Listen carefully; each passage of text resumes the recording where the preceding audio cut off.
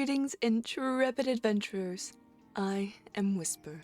Welcome back to the library. So I would just like to preface this video with I'm not feeling the best today. So if my voice sounds a little weird, that's why. But today I am bringing you just a bit of a longer video. We're actually doing some proper booktubing, who would have thought? And I am going to be counting down my most anticipated novels of the year. I know this is probably something that should have been done in January, but this channel didn't exist then, so... But I have had a couple of these books pre-ordered on Amazon for months. I'm just waiting to finally be able to get my hands on them. The older I get, the more into horror I am, so a lot of these are going to be horror books. I'm just hoping they have those sweet, sweet plot twists we all know and love. I keep seeing the same things on everyone's lists over and over again, which can be understandably exhausting for everyone involved. My goal for this year is to read 15 books, discover 5 new authors, and finish 2 new series. I'm fairly certain all of these are standalone novels, but I've never read any of the authors before, so at least it ticks one box. All I know is that I'm very, very excited to dive in. So first up on our list we have The Familiar by Leigh Bardugo. It's releasing April 9th. It's 400 pages long and published through Flatiron Books. It's under the Renaissance historical fiction, and magical realism tags. It comes out in just a few days, so I am extraordinarily excited. The description reads, "In a shabby house on a shabby street in the new capital of Madrid, Luisa Cotado uses scraps of magic to get through her day of endless toil as a scullion. But when her scheming mistress discovers the lump of a servant cowering in the kitchen is actually hiding a talent for miracles, she demands Luisa use those gifts to improve the family's social position. What begins as a simple amusement for the nobility takes a perilous turn when Luisa garners the notice of Antonio Perez, the disgraced secretary to Spain's king. Still reeling from the defeat of his armada, the king is desperate for any advantage in the war against England's heretic queen, and Perez will stop at nothing to regain the king's favor. Determined to seize this one chance to better her fortunes, Luisa plunges into a world of seers and alchemists, holy men and hucksters, where the lines between magic, science, and fraud are never certain. But as her notoriety grows, so does the danger that her Jewish blood will doom her to the Inquisition's wrath. She will have to use every bit of her wit and will to survive, even if it means enlisting the help of Julian Santangel? I'm so sorry, I probably butchered the crap out of that. Tenegal? An embittered immortal familiar whose secrets could prove deadly for them both. I actually had this ordered in October last year, so I am ecstatic to finally be able to get my hands on it. This next book I actually found far more recently. Home is Where the Bodies Are by Geneva Rose. It's releasing April 30th. This book is a bit shorter at 270 pages. It was published through Blackstone Publishing, Inc. It's listed under family life fiction and suspense thrillers. I am also waiting for the paperback release of her other book, You Shouldn't Have Come Here. The description for Home is Where the Bodies Are reads, "After their mother passes, 3 estranged siblings reunite to sort out her estate. Beth, the oldest sibling, never left home. She stayed with her mother, caring for her until the very end. Nicole, the middle child, has been kept at arm's length due to her ongoing battle with serious drug addiction. Michael, the youngest, lives out of state and hasn't been back to their small Wisconsin town since their father ran out on them 7 years before. While going through their parents' belongings, the siblings stumble upon a collection of home videos and decide to revisit those happier memories. However, the nostalgia is cut short when one of the VHS tapes reveals a night back in 1999 that none of them have any recollection of. On the screen, their father appears covered in blood. What follows is a dead body and a pact between their parents to get rid of it, before the video abruptly ends. Beth, Nicole, and Michael now must decide whether to leave the past in the past or uncover the dark secret their mother took to her grave.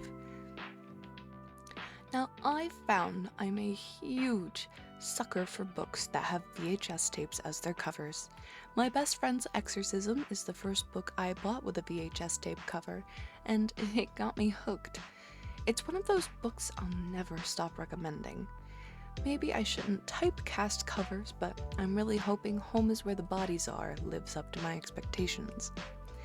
The next one has a VHS on the cover, but the cover itself isn't a VHS or a tape box cover. Still, I'm really looking forward to it. I actually ran across this book when I was looking at Home is Where the Bodies Are.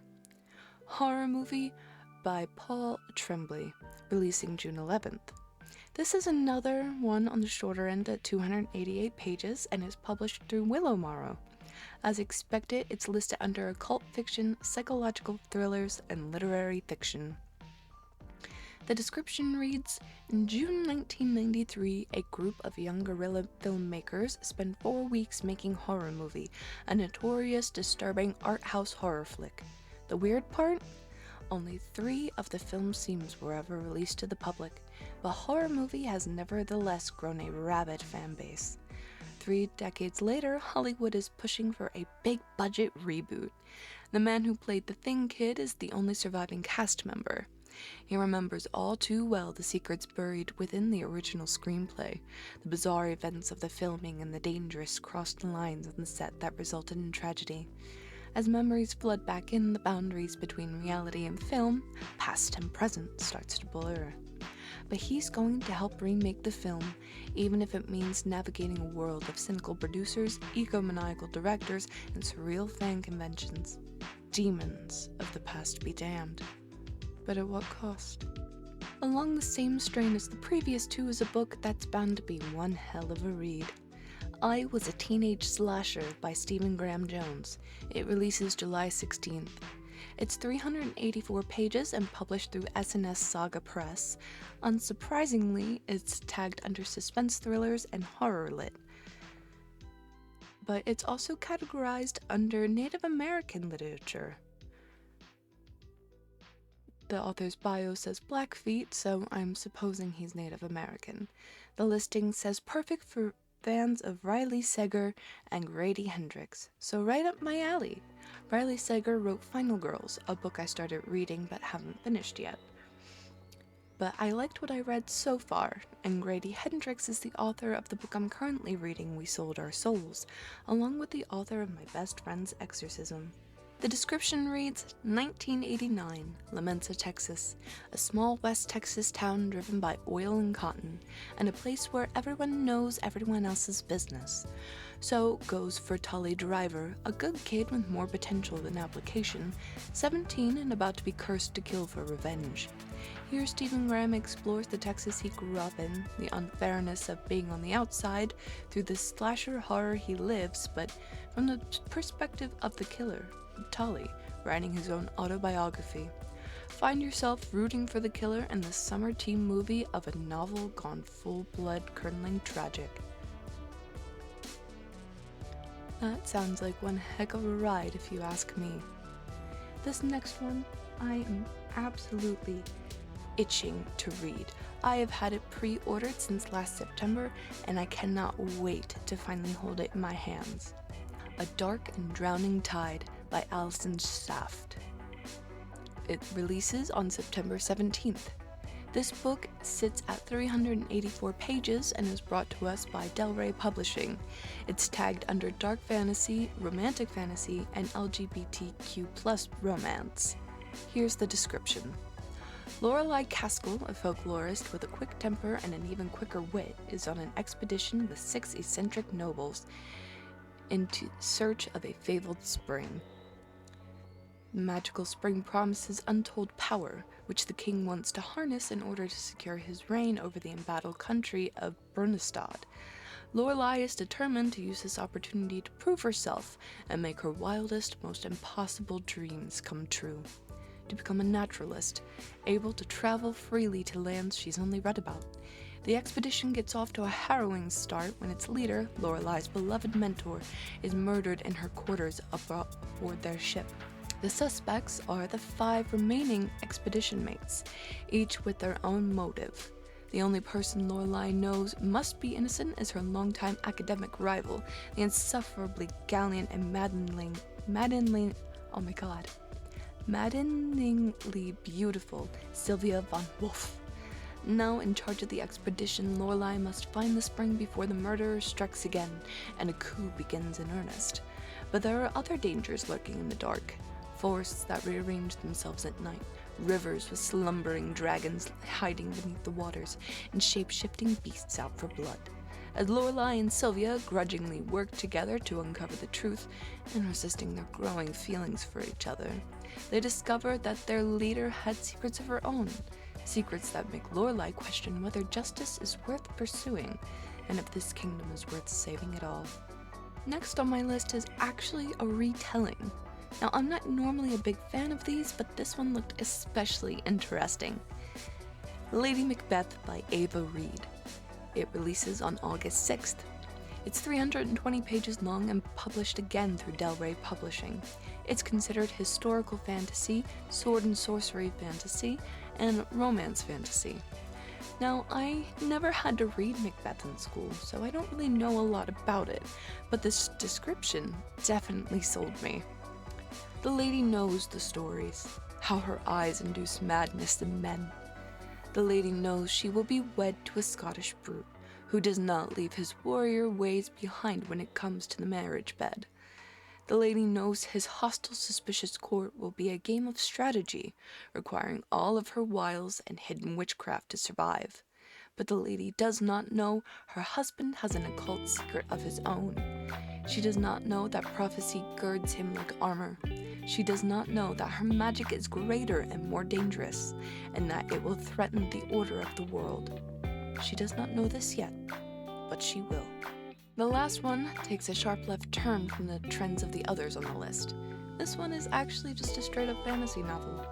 The Courting of Bristol Keats by Mary E. Pearson. It releases on November 12th. The novel is 512 pages long and published through Flatiron Books again. It's listed under coming-of-age fantasy, romantic fantasy, and folklore, which I thought was odd until I remembered it's a fae book. The description is, after losing both their parents, Bristol Keats and her sister struggle to stay afloat in their small, quiet town of Bowskeep. When Bristol begins to receive letters from an aunt she's never heard of who promises she can help, she reluctantly agrees to meet and discovers that everything she thought she knew about her family is a lie. Even her father might be still alive, not killed but kidnapped by terrifying creatures to a whole other realm, the one he is from. Desperate to save her father and find the truth, Bristol journeys to a land of gods and fae and monsters. Pulled into a dangerous world of magic and intrigue, she makes a deadly bargain with the fae leader, Tegan. But what she doesn't know is that he's the one who drove her parents to live a life on the run, and he is just as determined as she is to find her father, dead or alive. I think this one might actually be a series, or the start of one at least, but I'm not sure. The cover for this is so pretty, which is part of the reason why I bought it. I'm loving this trend of special editions with prints on the edges of the pages. Now, I do have a few honorable mentions on pre-order. These are ones that I'm either waiting on their paperbacks or their limited edition prints. This first honorable mention I am so extremely excited to read.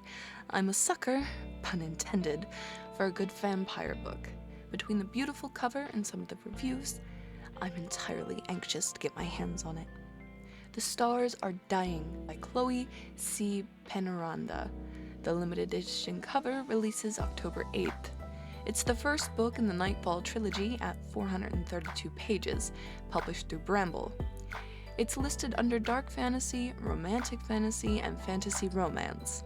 I'm not entirely sure there's a difference, but as of this video, it currently sits at a solid 4 stars on Amazon with 2,900 ratings. Not bad. The description reads, "The brightest star meets the darkest night. Estrella is a prisoner of her own mind, the past sliding from her grasp like water, but she knows she must escape the tyrannical king who holds her captive and find her clouded memories once again.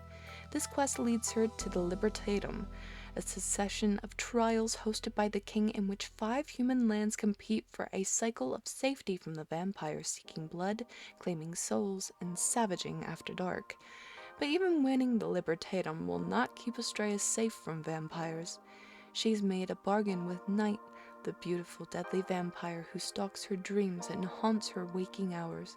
He promises to keep her safe, but she knows she cannot trust him, cannot trust his lies, even as she finds herself drawn deeper and deeper into his seductive embrace. Caught between Night and her own mysteries, Estrella must decide if winning the Libertatum for her kingdom is worth her life, or if protection and the answers to her past really are her strongest desires." Sounds a bit like Vampire Hunger Games, not to judge. Anyway, I've been looking at this next one for ages, but I didn't want the hardcover edition. An Education in Malice by S.T. Gibson. The paperback is releasing September 24th. It's 368 pages long and published through Redhook. Amazon has it tagged under gothic fiction, historical fiction, and romantic fantasy. Currently, it has 285 ratings and sits at a cozy 3.9 stars. The listing also states it's dark academia, and it reads as follows. Deep in the forgotten hills of Massachusetts stands St. Perpetua's College. Isolated and ancient, it's not a place for timid girls. Here, secrets are currency, ambition is lifeblood, and strange ceremonies welcome students into the fold. On her first day of class, Laura Sheridan is thrust into an intense academic rivalry with the beautiful and enigmatic Carmilla. Together, they are drawn into the confidence of their demanding poetry professor, De La Fontaine, who holds her own dark obsession with Carmilla. But as their rivalry blossoms into something far more delicious, Laura must confront her own strange hungers. Tangled in a sinister game of politics, bloodthirsty professors, and magic, Laura and Carmilla must decide how much they are willing to sacrifice in their ruthless pursuit of knowledge. Now, these last two, I pre-ordered almost exclusively because of their covers. They're both beautiful limited editions and don't really have descriptions. It's honestly barely even an elevator pitch. First we have The Last One by Rachel Housel Hall. It releases on July 23rd. It is 496 pages and is brought to us by Entangled Red Tower Books. It's listed under romantic fantasy and epic fantasy. The only thing the description says is, the world is dying around her. Enemies lurk in the shadows, and she can't remember a thing about who she is. And last but certainly not least, Repeat After Me by Jessica Warman. It releases September 3rd. It's 400 pages and published also through Entangled, but Entangled Teen. It's tagged under 3 teen and young adult genres, including coming of age, fantasy romance, and contemporary romance.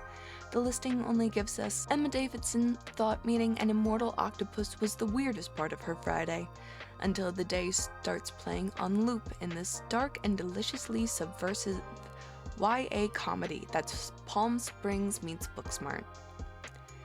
And that concludes my list for both anticipated books and honorable mentions.